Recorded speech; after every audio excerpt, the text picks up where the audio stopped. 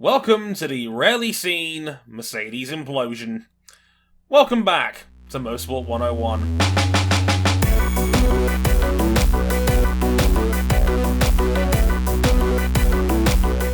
It's kind of weird to even call it an implosion when one of their four cars still won a race, but here we are. Formula E, everybody. Hi, gang. Andre Harrison here. Welcome to episode 297 of Motorsport 101, and oh boy, it wouldn't be a Formula E podcast without lots of carnage, lots of crazy, and as Cam eloquently put it, the paradoxical nature of Schrodinger's Formula E team, where a team can be simultaneously the best and the worst, both at the same time. It's very weird, and we'll get into the details of that very shortly. But with me, as always on the show, we have RJ O'Connell. Hello, sir. Great to be back, as usual. And jumping the gun a bit, great to be back, Mr. Mark Marquez. Back on a bike. Yeah. In a MotoGP competitive session. Yeah, for everyone watching this or listening in, you guys know how well Mark Marquez did last weekend. We don't. Yeah, we know that in the first practice session, he got third after 265 days away from a racing motorcycle. What is he? He's the greatest anomaly in motorcycle racing, and yeah, it's going to mean the championship might be a little less open, but it's going to mean MotoGP is better overall. And you'll hear more all about how this wrapped up in our future episodes.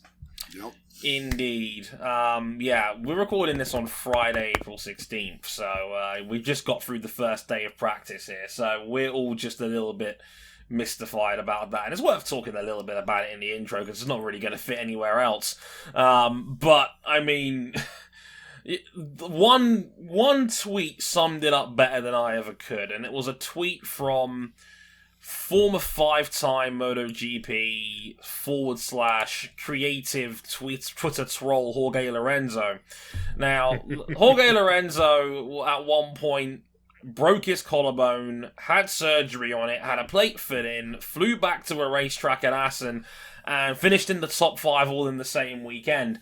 This man saw Marquez finish third in free practice 1 and tweet, and I quote, "What planet are you from?" Jorge Lorenzo said that. Lorenzo, who's probably a borderline top 5 rider to ever grace this earth. Yeah, the other guy who's defined the last 10 or so years in MotoGP. Yeah. Alongside him, Casey Stoner, etc. When he's just left without words at something you've done, it's pretty special.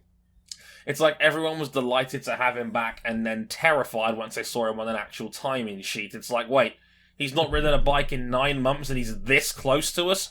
On a bike that we know is probably a donkey. Yeah.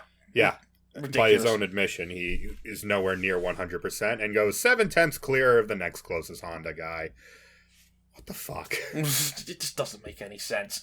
As said, more on Marc Marquez. Probably on episode 299, if I had to guess. More on that next week. Probably. In the meantime, we've also got to mention Ryan King, who's decided to bring an abomination of a football shirt onto the podcast that should be burned for all history. King, explain yourself. Hey, I just wanted to wear something different today. You know, usually most Formula E episodes, I do a little nod to our favorite Formula E commentator, but this week I decided to do something different. And this is what you get. For those of you guys who are listening and not watching the video version, it's a 2018 Germany World Cup shirt. Now, for you guys that aren't soccer fans out there, King, why don't you enlighten the crowd about how well the reigning world champions Germany got on in that World Cup? They didn't make it out of the group stage. In a group that had Sweden and South Korea in it, Germany finished bottom of their group. This was the greatest fusion this was the greatest alliance between Mexico and South Korea since a bunch of white dudes decided they wanted to start their own combination Korea barbecue / taqueria. know which one it likely exists in your hometown. You know damn well that it does. I've got nothing. You know what, King? All is forgiven. I hope Gordon Ramsay walks in the door and closes the place down on sight out of principle. He's finishing the service and he's emptying the kitchen. Speaking of which, Cam Buckley is here. Hello, Cam. Hello, everyone. Unlike King, who just wore an abomination of a shirt to the show, I'm just repping my favorite band. I'm simple. I'm like also that. repping my favorite team. I'm a corporate simp. How's Daddy and now Snow money Dre going? is about to write. And now Dre's about to write an incredibly strongly worded email to the head of the FIA. Yeah, dear FIA, I find your rules to target Mercedes deeply egregious. Lawyer up, you motherfuck. Anyway, in episode 297... Silence, Brand. In episode 297 of Motorsport 101 tonight, we'll be talking about the Formula E Rome doubleheader we had this past weekend, which featured no less than 3 ridiculous notable incidents. Mercedes winning and having a double DNF all in the same weekend. Rene Rast goes Rene Fast, and then Rene Fast goes Rene into a wall, and that barely scratches the surface of the weekend in general. There's a lot to get through on this one. A lot of interesting stuff to get through here. We'll be talking about Mercedes weekend, we'll be talking about some of the bumps that were around, and we'll be talking about some of the quote-unquote, as we put in the set list, ruthless aggression that took part during this weekend, because it was rough. Oh, was it ruthless? Even by Formula E standards, this was ruthless, to say the least. So ruthless that John Cena came out and said it. So, yeah, this is going to be a wild one indeed. But general housekeeping, basically, you can find us real quick before we get into that. We're on youtube.com/motorsport 101. If you're watching us on there, hi, subscribe, like the video, hit the bell. You get notifications as to when all your content goes up. We're on facebook.com/motorsport 101. We're on Twitter, motorsport_101, and our handles are on the screen now if you're watching on YouTube. If not, they're at Harrison101HD, at Ryan Eric King, at RJ O'Connell, and at CBuckley917. You can follow us on Instagram as well, at Motorsport101pod. And if you really like us, you can back us financially on Patreon. Patreon.com/Motorsport101. $5 gets you early access to all of the audio versions of the show. $10 gets you in the supporters club of our Discord server.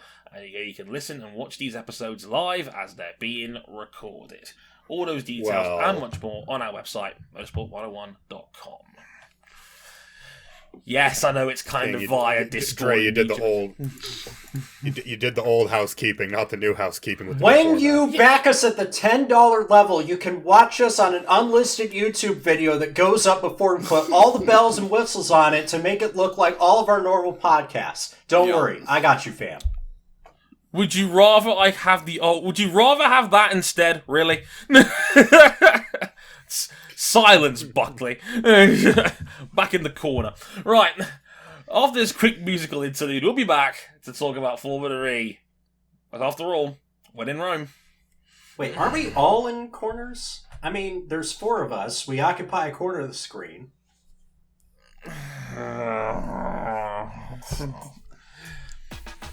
Let's get into Formula E and a quick review on the first two races itself. Race 1 was somehow won by Jon-Erik Verne, which was actually more surprising if you actually watched it compared to if you just read it out without context.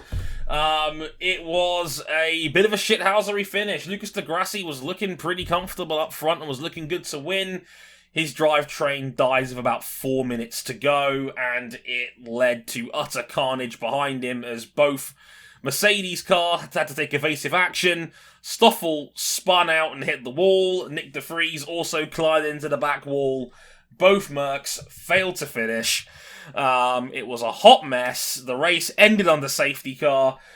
And, Jon-Erik Verne, after all of that, somehow, who didn't really look like he was going to win at any point, wins the race. Mercedes victimized by the old open manhole cover special. Yeah, the Baku welcomed us manhole special, indeed. The uplift in manhole was what probably led to Stoffel spinning out and hitting the wall. And as a direct result of that as well, Jaguar had a double podium finish with Bird and Evans second and third. We believe their first World Championship double podium since before I was even born, in 1991, apparently. The good old days when they were in the World Sports Car Championship with Ross Braun's XJR 14. You know, that Ross Braun guy, it seems like he has potential as a car designer and a technical mind in the sport in general. Yeah, what happened to him? Nah, I think he'll just fade away like the rest of Jaguar's motorsport. Yeah. I mean, Adrian knew he built a pretty neat Leighton house at one time, but can he really build a fast Williams? We'll see. Yeah, that was before I was even born. Like, I was born in 92. Like, for perspective here, folks. I mean, Jesus. Yeah, so Jaguar with that would also, I believe, would take the championship lead. Both championship leads by the time the weekend was all said and done, which is already causing King to break out in a cold sweat. Which is, even though he's on brand with the colour exactly as predicted. Of course. Panasonic Jaguar leading both titles. Yeah, of course. I was about to... We're terrible at this. I'm sorry. Cam, I did not know that Jaguar was still owned by Ford, because looking at those Jaguars performing at Rome, I thought that they were a Ford GT40 in a historic car race. I see what you did there. I see what you did there. Replace the Vietnam fortunate son meme with sex type thing by Stone If Temple you know, Pilots. you know. If you know, you know. Other notables in that first race, we had a nuts incident. We'll break down a little bit in a minute with Andre Lotterer and Stoffel Vandoorne in what I described as the world's fastest and also slowest game of chicken into a braking zone, where Lotterer was like, if gap car, and Vandoorne was like, bet. Neither gave up position, and Lotterer got crunched in a very similar incident to Sam Bird we had in the season opener. And yeah, it was ugly. Lotterer's car after the fact was it was the car equivalent of leave me in, coach, I can still play. This is anti-super formula violence, by the way. Indeed. He got 5 seconds out of the time penalty for squeezing Vandoorne out. Also, shout out to Rene Rast, who went from 21st to 6th. Race 2 had a different story. Stoffel Vandoorne got to the front early and then took off. King could finally say it's Stoffel season on Discord, unobjectively. It's been long overdue, King. Go on, have your moment. Say it's Stoffel season. It's Stoffel season. There it is. Beautiful. For now. Have those words resonate with your soul. So it's like, King, when's the Luther Vandross cover album coming out? Oh my God, please. I will take down Riverside FM with my bare hands. Riverside FM didn't pay us. We're paying them. Indeed. They're that good. We're paying them. Yeah. Even though we had a final lap sprint finish at the end of the race, unfortunately Rene Rast went a bit too fast on this occasion and ended up putting it in the wall, forced a late safety car. We had a 1 lap sprint finish, which, you know, we had, again, 2 big incidents of Eldora Mortara with arguably the save of the season to go alongside the overtake of the season so far, somehow didn't lose it, even though he broke, I think his foot was beyond the firewall at that point in time, and somehow was able to save it. 5 seconds later behind him, Nick de Vries did not. And next thing you know, he's on the inside of a free ride sandwich that was never going to work. He clatters into the side of Bird and Rowland. Messy. More on that in a minute. Also, RJ, I have to say it, get your mans. Nick Cassidy had his first ever What did I pole. say about anti-super formula violence happening this weekend? Yeah, Look, Nick Cassidy puts it on pole with one of the best qualifying laps I've seen in recent memory. Just completely out of control. Leads the field to green, goes into turn 1, and spins. It could have been worse. All I can say, RJ, as a member of the Sebastien Vettel fan club is that Solidarity, brother. I'm with you. Fight the power. You're not alone in all this. He takes a big swig of the drink. Yes, indeed.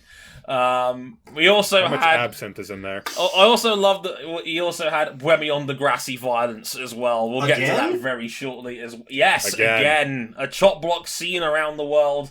And we were this close to celebrating the first podium for Norman Nato as well.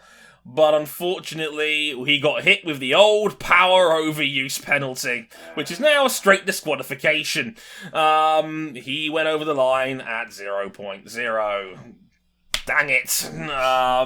A podium ripped away for Norman Nato, which is a darn shame. So yeah, let's get into... we have to talk about Mercedes here, surely, first and foremost, because it's such a fascinating situation. They're the most successful dumpster conflagration I've ever seen. How do you sum up that weekend if you're Mercedes? Because it's like, on one hand, you won race 2. On the other hand, you blew a ton of points in race 1. You stumble into the team hauler, broken bones, bleeding, like, hey, we won, guys! Yeah, we'll take it. A brief rundown of their race weekend. Race 1, double DNF. Race 2, 1 DNF, but the race win. Like... How do you even describe that? And pole. Is that good? Pole in the first race. Yes, pole in race 1. Is that good? What a mess. I don't... It's some of it's good. Like, a quarter of it is good. 3/4 of it are a goose egg. Amazingly, out of all of that, their drivers are 4th and 5th in the Drivers' Championship, and they're 2nd in the Teams' Championship by quite a margin to DS Chichita in 3rd. Yeah. I think a lot has to do with that, with the opening 2 rounds in Saudi Arabia. Yeah. They built a good foundation. It could have been much worse. Yeah. Don't get me wrong. They are fast. This is still a little bad, but it could have been much worse. It could have been much worse, but you look at Jaguar, just keeps racking up the points, podiums upon podiums, and now they're out in the lead of the championship, both championships. Their drivers are 1 and 2, and they lead the Constructors' Championship now by 17 points. They have 82 points this year. They've scored more points in the first 4 races of this season than they did all of last season.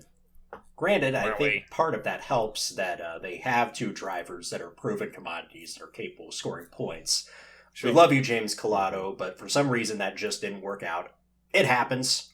Yeah, it happens. It happens. I mean, Bird looks as good as he ever has. I know he's still a little bit on the over-aggressive side, but I think Bird is still as good as he's always been.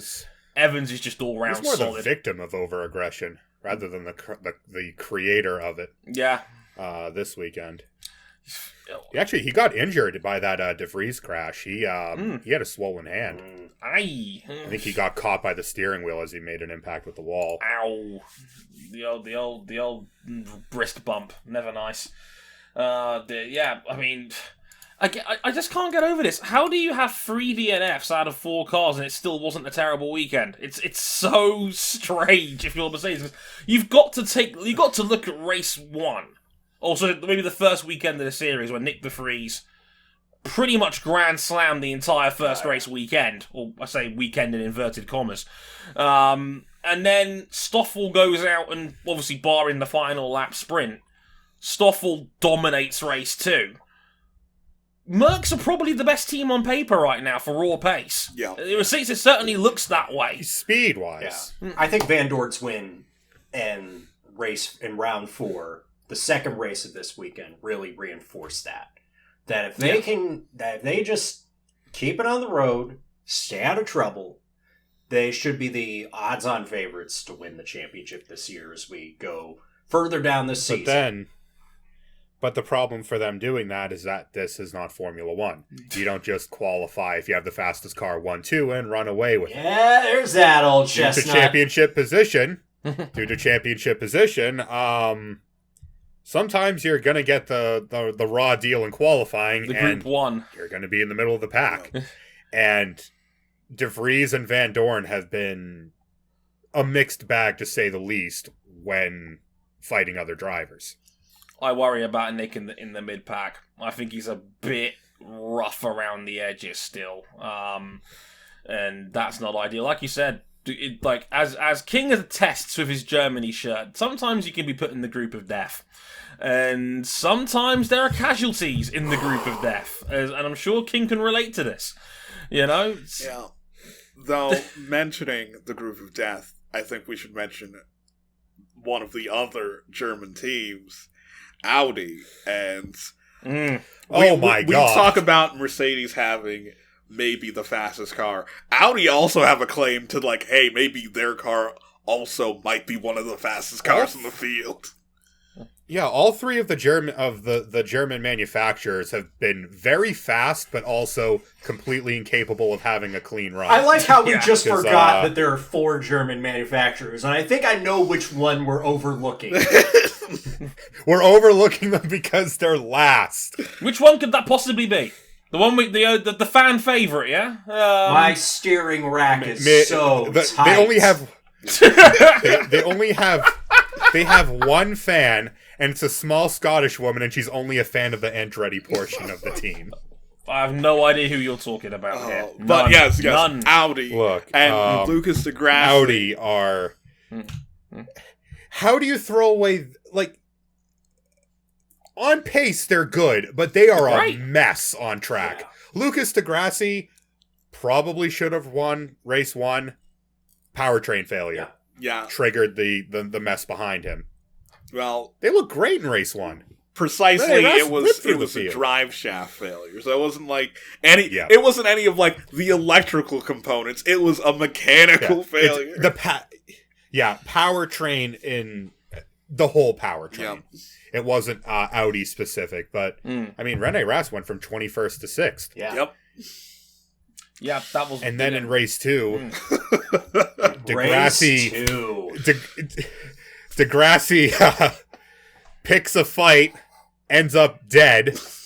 Rene Rast pushes too hard, ends up dead. We're just playing all the classics this weekend. Buemi versus Degrassi, getting into it on track. It's just like old times in the Gen 1 car. Yeah. Yeah, and to say nothing of the third German manufacturer, Andre needs to tone it down a little bit. Pascal needs to tone it up a little bit. Pascal overtook somebody for the... Oh my god! Ring the church bells! You know it's bad when Pascal... honestly, for those who don't know, if you're in our Discord server, there's an events chat when we watch these motorsport events together. In race 2, there was a good 10-minute tirade from Cam Buckley about Pascal not being able to overtake anybody. It was glorious. He just sits there behind them watching their ass. But the thing is, sort of, in context, we going back to race 1, the last time Pascal Wehrlein tried to overtake someone, he hip checked Max Gunther into the wall. Well, he was driving a BMW, he deserved it. It wasn't even it was an accident. It was a full-blown rugby. No, it was just shoulder bar. Fuck you. one of those vengeance passes you see on F1 2020. This is like prime Scott. Someone wronged you. Yeah, this is like prime Scott Stevens just dumping somebody on the open ice. Yeah, straight into the wall. Yeah, it was brutal, and it's Pascal can't get the balance right. Yeah, he either crashes into them on the way by or just sits behind them. He had an excellent overtake in race 2 to take the lead. Yeah. And then when he got into a fight with Stoffel, just got caught napping 3 times. Got caught napping behind Alex Sims on the safety car restart in race 1 as well. Yep. I was like, Jesus Christ, Pascal, that's a rookie mistake. I'm just like, oh. Yeah, I rate Pascal very highly, but he's got to cut errors like that out because that's just... It's rookie. It's a rookie mistake, as you said. It's being asleep at the wheel. Lotterer is still on a points tally of 0. Amazing. Despite being very fast, despite being up being front. able to catch and being up front and being able to fight with Stoffel. You would figure that the old guy would be having the problem being too tentative, and the young guy would have the problem being too aggressive. And oh no, this is not the case. I don't think anyone living would give Andre Lotterer the title of tentative. No. At any stage of his career. No. He always goes for it. I mean, as far as the incident with Vandoorne in race 1, they played chicken with each other. Lotterer put it into a gap that was probably borderline, and Vandoorne turned in like he wasn't there, so I just remember... You play that game, you're going to play stupid games, win stupid prizes. I remember turning into race 1, because I joined in late. I saw that unfold, and I was just like, I'm good. Yeah. Oh no. Yeah. No, honestly, my first instinct when I saw that was, it's lap 4.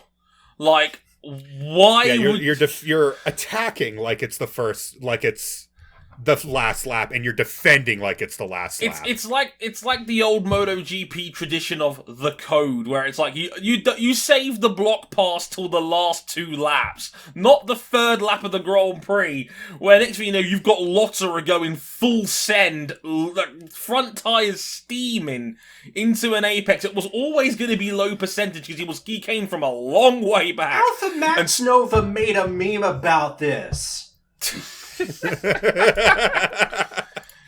But even previously to that, Vandoorne was going defensive against open air because Lotterer wasn't near him yet. Yeah, and then it was just really heavy-handed from both. Like of them. in our group chat, we were like, wait, why is Stoffel being so defensive? And then next corner, that happened.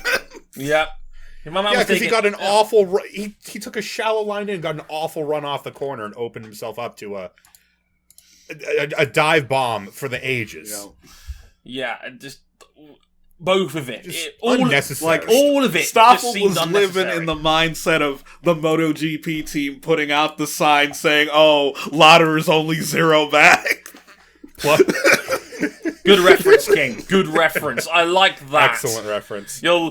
He's still scorned by Paul Espargaro at KTM at Asteria last year with a ball that read 0.0. My man is deep in his feelings. Like, should we get some Drake on for you, King? Is that it? Yeah. Are you deep in your feelings? Fine. Like next time. Say that without crying. Next time we'll find the 0.2 sign for the pit board, just in case. No, but all of it just seemed so unnecessary. Like, Lotterer attacking, Vandoorne defending, crunch time at that corner. Lotterer came off the better for it on track position because Vandoorne had to wait for the pack to get out of the way. The stewards, I think they were trying to basically balance the books by giving Lotterer a 5-second time penalty. Because on track position, he came off way better than Vandoorne. I think Lotterer came back in like 6th. Yeah. And then Vandoorne was like lower midfield, like 15th or something like that. So I think the stewards, I think that was a bit of a make-up call by giving Lotterer a 5-second time penalty, which I think was fine. Like I think it's a bit more balanced, but given how the result ended up, I think that was fine, personally. Didn't have a particularly big problem with that. The second big one... Lots of aggression through the rest of the field. Yeah, like we had Ollie Rowland, who I swear at one point was trying to literally murder someone by dive bombing everywhere onto that, just after the big sweeping town square hairpin. He thought it was 2006 Valentino Rossi. Yeah, just yeet everywhere, and it was ridiculous. Like, both Nissans were out there with the red mist during this weekend, and what we saw in race 2 with Buemi on Lucas de Grassi. Now, we all know these two have history, to say the least. I don't think Lucas is going to invite him to any Robo Race meetings anytime soon. These two had history in the LMP1 class. Yeah. Oh yeah, let alone now. And the next chapter of that book was written during race 2, where, and to be fair, we didn't actually get a lot of decent camera angles on this one. It was kind of a strange one, because I think in real time... Not until later on did we get the full picture of what happened, but it seems that Buemi basically hit Lucas with the old sweeping chop block. Yeah. And The old Pruitt fade. Yeah, because pretty much the way to seemed... longest straight of the track, the uphill run towards Piazza Gandhi, and Lucas de Grassi, he's already set up the defensive line. He's already on the inside. He already moved in. Buemi is chasing him up the straight, he's in the slipstream. He knows he could make a move, and it looks like he pulls out to make the overtake after he's made contact with Degrassi already. He waited far too late and ended up turning Degrassi. They just misjudged the gap. Yeah, he misjudged the gap and turned Degrassi straight into the wall. Yeah, it looked like a burnout takedown. Yeah. Yeah, the old slam to the side, trying to box him in, and that's what it looked like, and Degrassi came off worse for it. He was in the wall, and Lucas leaves Rome with no points whatsoever. Would have looked better in an Inferno van. It probably would have done as it goes. Lucas, not best pleased. I thought it was a bit rich when he was in the car saying, "Oh my god, what is it with these aggressive moves?" And I was like, Lucas, you can't really talk on this one, buddy. You're throwing some mighty big stones from that glass house. Yeah, but the thing is, after that incident, and later on in that same race, we got another massive accident down the same straight. Yeah, we did. This is the one that ended race 2. Nick DeVries on Sandbird and Oliver Rowland getting 2 bird stoned at the same time. I believe Jack Nicklaus called it a bird sandwich. Beautiful. And no, this is not. I don't know what. This is not Formula E's attempt at jumping into the chicken sandwich wars of this decade. Yeah, where I don't know if Nick DeVries was spending a lot of time on iRacing, but run down to Piazza Gandhi, Bird, Roland, side by side. There's some room on the inside. DeVries got one hell of a run, and he's like, I'm a dive bomb the corner. I have no idea what he was thinking. It was forget low percentage move. It was a no percentage move. 0. It was -2. Careless. Yeah. It was. We've seen it a little bit this year. DeVries he's got to tone it down because it's just unnecessary. The speed's always there. He's certainly a championship contender, but he's got to cut out those mistakes. He's better than what he displayed in that race. Definitely. Yeah, that you can't go 3 wide into the apex of that corner. It's not happening. Forget about it. It's a 0% move. All 3 get clattered. Bird actually injured himself from the steering wheel impact. Had a pretty sore hand afterwards. The old steering wheel to the hand injury, which we all hate. Force feedback and all of that. Never fun. Roland, I guess that was almost karmic justice for all the dive bombs he'd attempted over the course of that weekend. The racing gods did not shine on Ollie Roland at the end of race 2, and Nick DeVries was in your classic case of last lap yeet mode, essentially on that one. 5 place grid penalty for the next event as a result. Oof, that's nasty. I'd say that one's pretty well earned. And yeah, pretty much, and that's doubly nasty given how we know that Nick DeVries struggles with traffic, and now he's got, at best, he's going to be starting 6th next time round at Valencia. Good luck with that. Not great at all for Merckx, but also kind of great for Merckx. This is weird. Again, this is still really what the weird. cinnamon toast fuck is Mercedes? I don't know, okay? We've come full circle that we just don't know what this Merckx is. Because they have the fastest car, they're also a goddamn hot mess. The German manufacturers across the board can't seem to get all their ducks lined up in a row.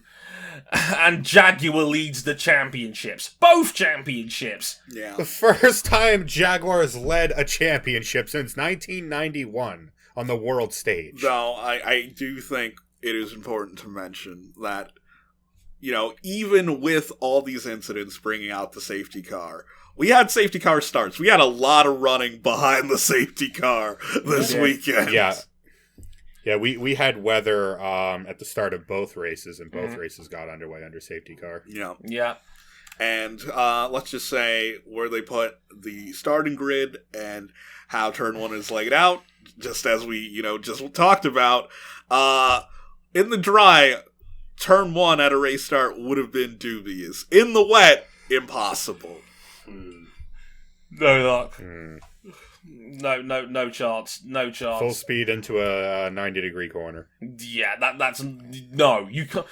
It's bad enough when they're going through there in the dry at full racing speed. It can get tetchy. In the wet, first lap of a race, forget it. No way. Yeah, so They're already aggressive enough. Yeah, so we ended up with both races over the weekend starting behind the safety car, and I think after the first race, a bunch of the drivers wanted the grid to be moved so they could be a standing start, but obviously that's not feasible to just move a race grid. Yeah, Should take the racing grid and push it somewhere else. Push! Transponder Nightmare 101 right there. You don't want those problems. Oh no, it's not even talking about transponder, just infrastructure, because there's someone on a gantry overlooking the track, and you have to move that whole thing. Yeah, just gotta lift it and put it somewhere else. Where's Patrick when you need him? Yeah, and besides that, I think which race did we end up getting a green-white checker? The one where Nato race two, which we got in effect a green-white checkered finish. Norman Nato finishes with 00, gets DQ'd. A bunch of other drivers were real close to 0-2.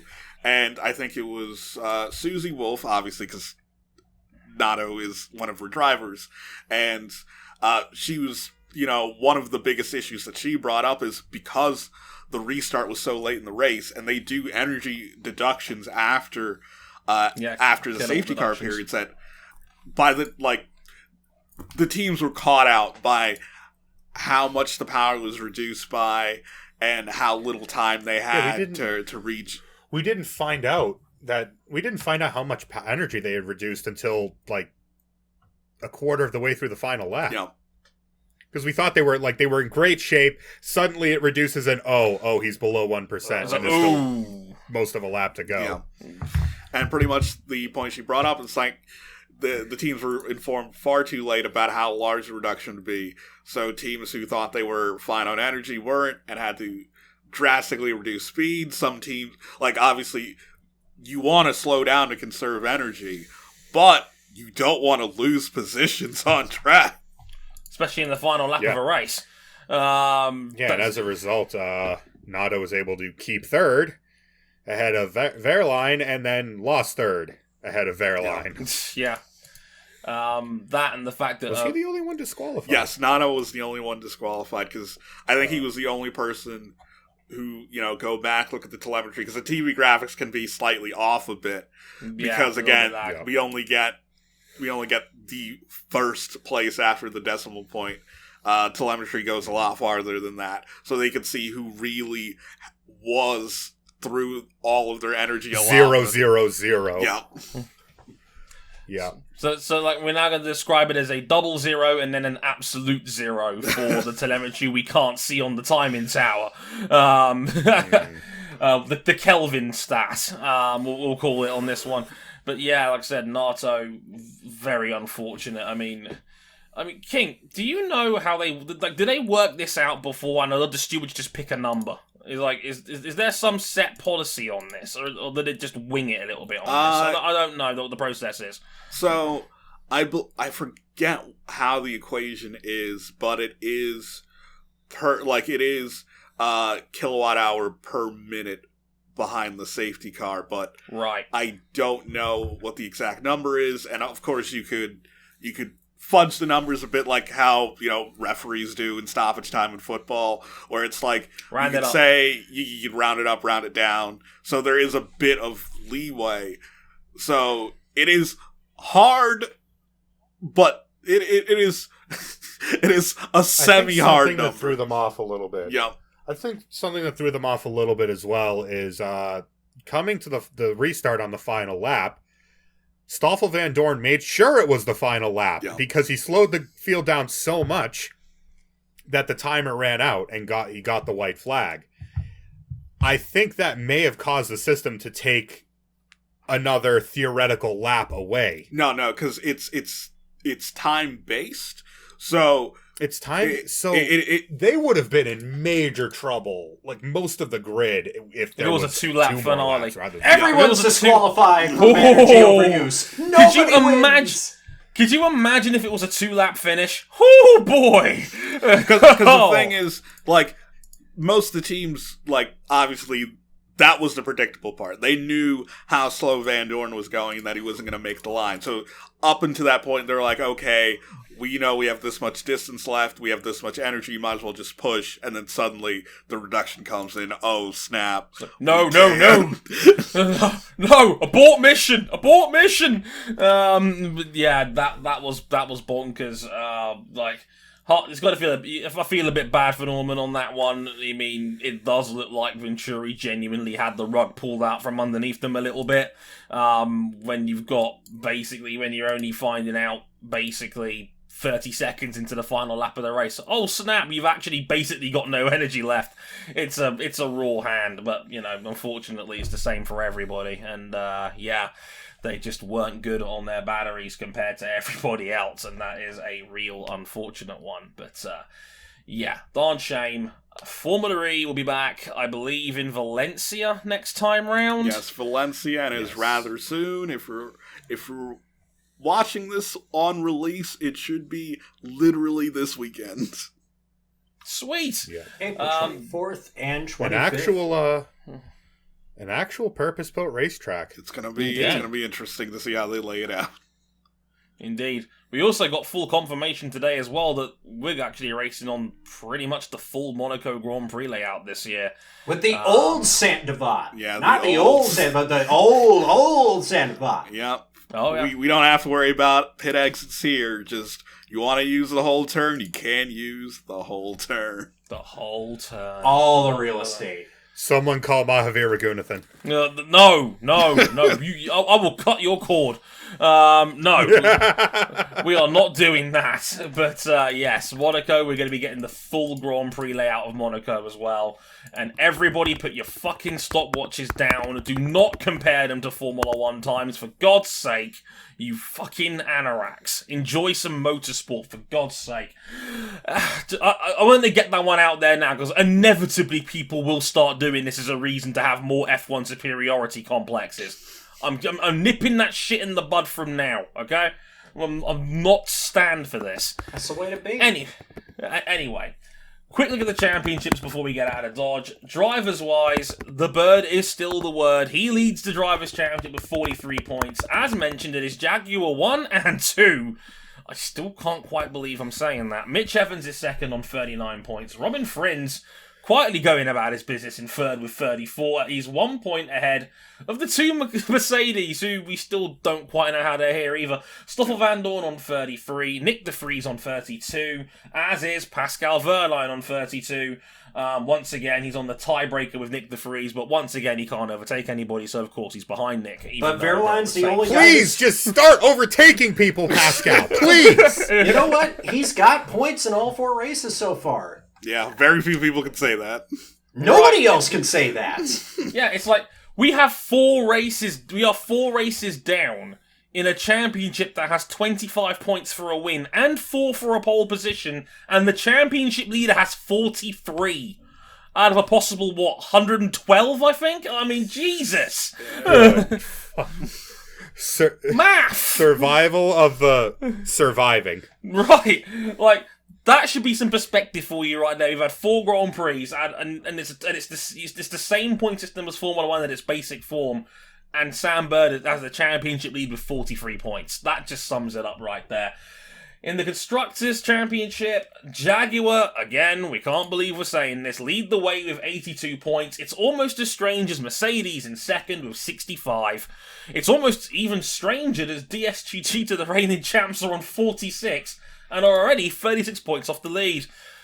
they've got some work to do there. Envision Virgin Racing on 37, then Porsche on 32, and then Venturi on 31. Could you imagine what that extra Norman Nato podium would have done? It would have let them all the way up to friggin' third. Just imagine if Andre Lotterer could score anything. It's a one-car team, right? It's literally a one-car And it's team. not the one car we. It's not the one car we thought it would be. The complete opposite. But the craziest part about this is that they're right behind Virgin, and Virgin only have 2 points finishes this entire season out of 8 starts. Oh, it's everyone. It's everyone tripping over their own dicks except Jaguar. Who, by the way, going into this weekend, had only scored podiums or DNFs. Word to Jimmy Broadbent. Win it or bin it. The Leeds United of Formula E. We don't do draws round here. We're either winning or we're getting stuffed. There is no middle ground on this one here. So it's win it or bin it all the way. The Lorenzo Baldassari of doing things. Oh, what a hot mess. Like I said, Formula E will be back in Valencia probably this time this weekend, the time you're listening to this show. There'll be more on that in probably about a week and a half, 2 weeks' time. So we can look forward to that one. By then, this network will have a number of episodes beginning with a 3, which is a terrifying thought for everybody involved. What a school project. I'm a grown man now with a beard. I can't really call this a bit of king next to me because he is actually fucking grows and shit. Mine's just patchy. It just doesn't work. But it's the one superiority he's got over me besides his terrible shirt. It's good. We have to balance the book somewhere, King. I have the cool hoodie. You have the cool beard. You can't have it both ways. I'm sorry. Yeah, it's nature. Anyway, let's get out of here. Before we get out of here, let's general housekeeping one more time. YouTube.com/Motorsport101. We're on Facebook.com/Motorsport101. We're on Twitter @Motorsport_101. Our Twitter handles @Harrison101HD, @Ryan Eric King, @RJ O'Connell, and @CBuckley917. We're on Instagram @Motorsport101pod. And you can follow us financially if you want to back us there on Patreon, patreon.com/Motorsport101. $5 to get you early access to all the audio versions of the show. You can upgrade to the $10 version for the video versions, and you get the ability to listen to these episodes live as they're being recorded, unlisted on YouTube, as well as being in the supporters club of our Discord server as well. Deep breath. And yep, you can get all that information and more on motorsport101.com. Thank you very much, everyone who's backed us on there. We'll be back next week with 3 shows. 3. In what I genuinely think could be the biggest weekend of motorsport in 2021. This is huge. We have Formula 1 at Imola. We have MotoGP and the Marc Marquez return at Portimao. And we have IndyCar season opener at Barber as well. All of them will be reviewed on separate episodes in the next week or so. It's going to be fun. It's going to be carnage. They'll probably all end up being 4 out of 10 races besides MotoGP because that's how the racing gods decide to fuck with us. But we're going to have 3 episodes. You know what that 3 is for? It's for Dale. I'm getting my second shot on April 29th. You know who would have turned 70 years old on April 29th? Dale.